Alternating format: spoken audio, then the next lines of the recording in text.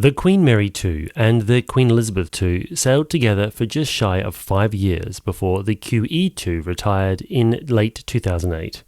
During this time, these two icons were constantly compared. Before we start, I'll declare my own bias. QE2 is my favourite ship of all time. She was my first ship and sparked my passion for maritime history.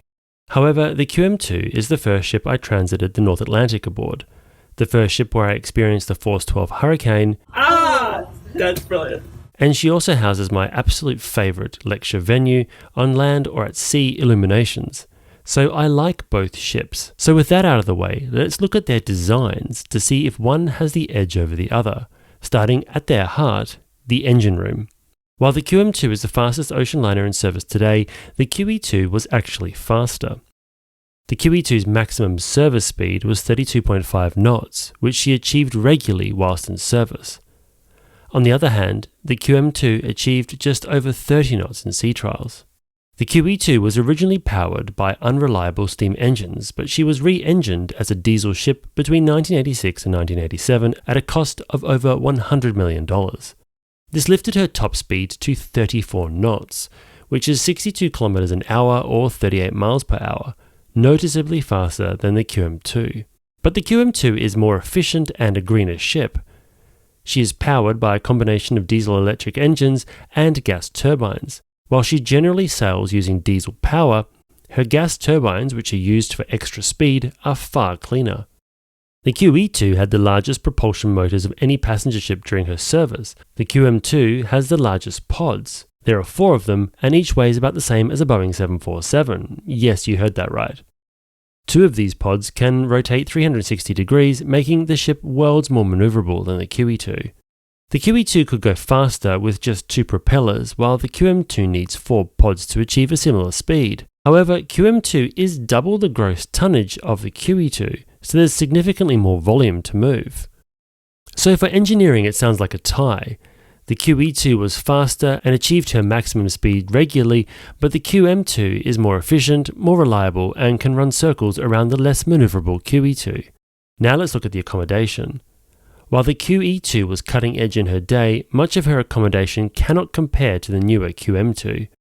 I realise that QE2 fans might switch off the video and protest right now, but let me explain. The QE2 had some great accommodation. The Grand Suites, penthouses, and Queen's Grill suites were among the finest to ever grace an Atlantic liner. They were spacious, well appointed, and often featured real wood, gold leaf ceilings, and marble bathrooms. But even in some of these luxury cabins, there were no king or queen beds, twin beds only.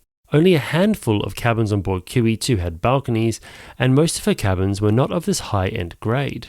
Her cabins were a delight for maritime enthusiasts due to their original fixtures and quirky layouts, but many travellers in the 1990s and 2000s found them a little bit underwhelming. The QM2, like for like, has cabins that are larger than the QE2, and all twin share rooms can feature a queen bed. There are hundreds of balcony cabins, and all cabins share a familiar standardised layout. Now you could argue that QM2 lacks the quirky individuality of the QE2, but modern customers generally want to know what they're paying for. The intrigue of gold leaf ceilings and odd designs wears off when smaller spaces become a daily practicality. So because of the higher balcony ratio and the queen beds and the standardised layout, the QM2 prevails here. So what about amenities? The QM2 is bigger and newer, featuring a seagoing planetarium that was in full-scale operation from 2004 to 2025, though it currently only shows movies. No planetarium shows. She has a terraced Royal Court Theatre, multiple outdoor pools, the largest library at sea, and a world-class spa. She is more spacious and modern in almost every aspect. But the QE2 could hold her own. Many iconic Cunard rooms were created on board QE2, including the Queen's Room ballroom with its honeycomb ceiling and floating dance floor retained for the ship's entire career. QE2 introduced the Queen's Grill and Princess Grill restaurants, which many agree offered a finer menu than what is currently found on board the QM2. One of the best things about QE2 was her layout. The public spaces encouraged a natural flow and intermingling of passengers. Rooms were easy to access via wide internal promenades that offered ocean views from nearly every vantage point. This layout removed the need for bypassing corridors, which are essential on the QM2, but often disliked by passengers. So while the QM2 has more amenities, the QE2's simpler layout and universal access to ocean views make this one a draw. And finally, let's look at their place in history. The QE2 is likely the most famous ocean liner of the last 50 years. She sailed 5.8 million nautical miles, carried 2.6 million passengers, and even served as a troop transport during the Falklands War.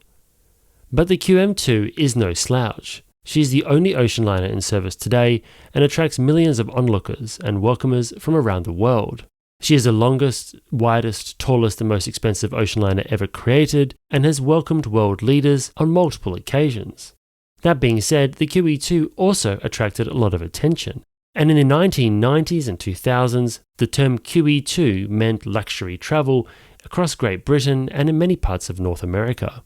In the 1960s, the QE2 was designed to be a floating luxury resort, and her smaller size meant that she could travel around the world. She was able to transit the original locks of the Panama Canal, which meant that she could undertake world cruises easily.